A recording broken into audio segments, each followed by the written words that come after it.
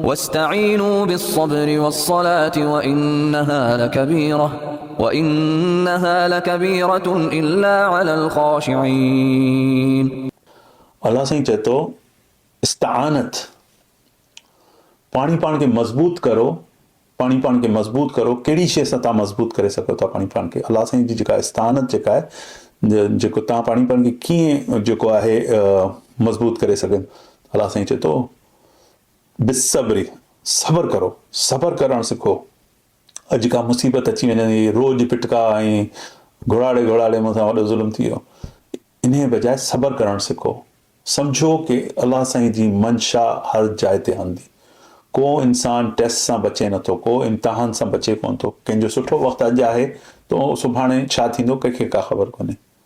कंहिंजो कल्ह किनो वक़्तु हो त अॼु हुनजो सुठो थी वञे, कंहिंखे का ख़बर कोन्हे।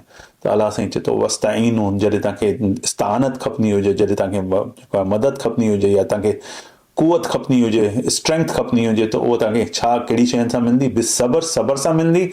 वसलात, ऐं तव्हांखे मिलंदी निमाज़ सां। निमाज़ सलात करो, अल्लाह साईं जी जेको आहे हमद बयानु करो, अल्लाह साईं जा फ़राइज़ पूरा करो, सलात में पाणी पाण खे मसरूफ़ करो। त अल्लाह साईं चए थो बिस्सब्रि वस्सलात वइन्नहा लकबीरतुन। अल्लाह चए थो इहे ॻाल्हियूं सब्र करणु, ॾुखे वक़्त में सब्र करणु, अल्लाह चए थो इहो ॾुखियो कमु आहे, इहा इलाही वॾी ॻाल्हि आहे, वॾी ॻाल्हि आहे। पर जेके अल्लाह साईं जो ख़ौफ़ रखनि था, जिन्हनि खे ख़शियत आहे, अल्लाह साईं जी ख़ुशू रखनि था, पंहिंजे दिलि में अल्लाह साईं जो जेको आहे ख़्यालु रखनि था, उन्हनि जे लाइ जेको आहे इहो आसान आहे।